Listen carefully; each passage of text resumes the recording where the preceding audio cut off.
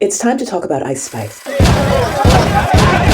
Ice Spice may have gotten her start in 2022, but it wasn't until 2023 when she truly exploded into the mainstream. It was back when TikTok was turning out #1 records on a daily basis, and for Ice Spice, that was really no different. How much was there before Munch, and then how long did it take for things to go crazy?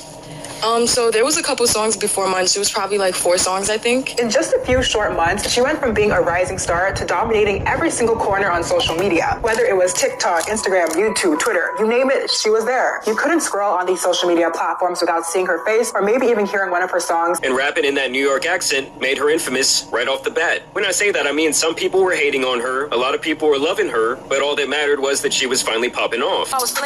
Her signature style, her catchy hooks, and the way she looked, let's keep it a stack, had us captivated, and we were so interested in her. We wanted to know who she was and where she come from. Growing up, I always would just like write little raps, and I never wrote like full songs though with like hooks and verses until I got a little older and I started to understand song structure more. But I always had like this like want to write, basically. And in today's world where style and beauty seem to be at the forefront, that's part of what made us want to talk about Ice Spice and do an analysis on NK World and Jamari's video about this rap rhythmist. Like a lot of people think that, oh, I'm just like this like pretty girl that like posts on Instagram, but there's like millions of pretty girls that post on Instagram, and like, you know, you have to really contribute to the culture in order to like matter. So Munch comes out, it goes viral, she signs a record deal and starts showing up doing live performances. It was at that time that she would be seen frequently with Drake, and rumors of the two dating of course surfaced from there. Under the label, she would release her first EP, which featured more viral songs like Bikini Bottom, In Her Mood, Deli, and Princess Diana with her longtime Nicki Minaj. When I met Nicki, right, for the first time in person,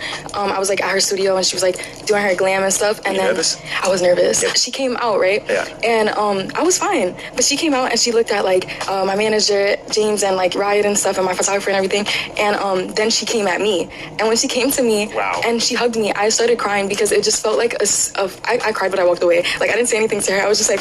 This EP was a pretty massive success. Don't get me wrong, with this newfound fame also came a lot of new people who absolutely despised her. I feel like when you're like huge, and people just gonna want you to fall, you know what I'm saying? And people just gonna want you to fall, you know what I'm saying? Gonna want you to fall, you know what I'm saying? You know what I'm saying? And that's what brings us to what they're not telling you. That idea of other people watching your success, watching your career. And in some cases, you think there are those that don't want to see you succeed. And Ice Spice is a beautiful, smart girl, so this is not about her. But when you're in an industry where there is that kind of so-called competition, where you are relying on external things for validation, when you are relying on others' opinions for the very trajectory of your career, it makes us think we really have to stop and reevaluate this.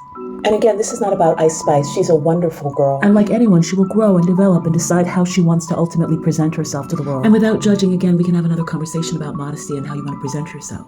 But this is about how do we start thinking and creating something where you can be successful outside of what other people think, where you become more of a business person and not just subject to the whims of people online.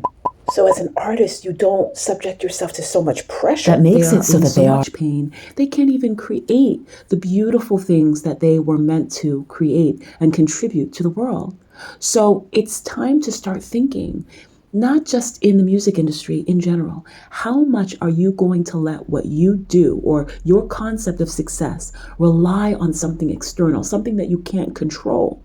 When are you going to decide that the standard of what it means for you to succeed is different than what the world perceives? When are you, instead of looking to people for validation, instead of looking to money for what you think makes you happy, you start looking to God for everything. Whatever the world decides to wake up and try to do, you've already put your faith in God for everything.